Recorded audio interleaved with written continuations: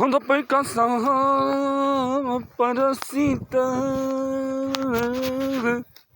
nu mai este zugrăvită.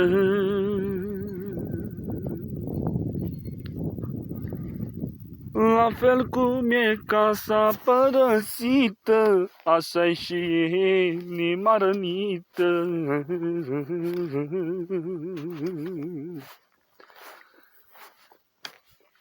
Lângă casă îți crește nu mai spin și mărăcin, în suflet nu mai pelin, atunci când ești singură.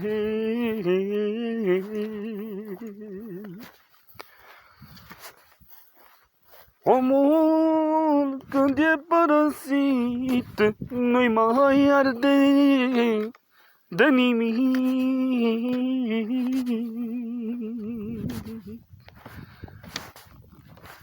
Stăm într-una tot la birt, stăm într-una tot la birt, că e tare necăjit omul care-i părăsit.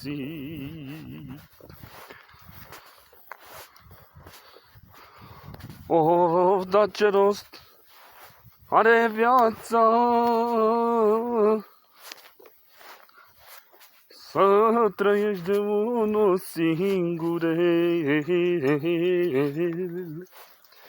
și într-una mereu să speri că hai să-ți găsești odată jumătatea adevărată, jumătatea adevărată.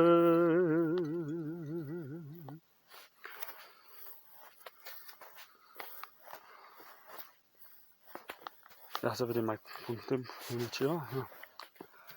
Auzi, pe dacă nu vrei ca să fii tu singurel,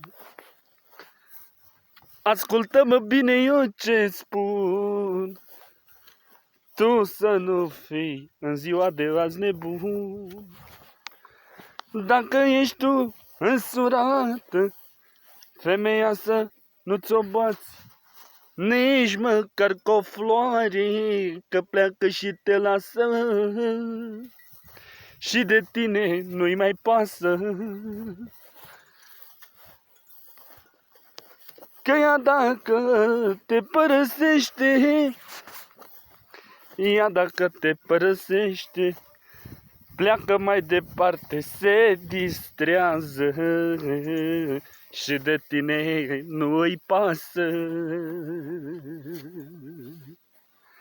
Ea pleacă și se distrează și de tine nu-i mai pasă.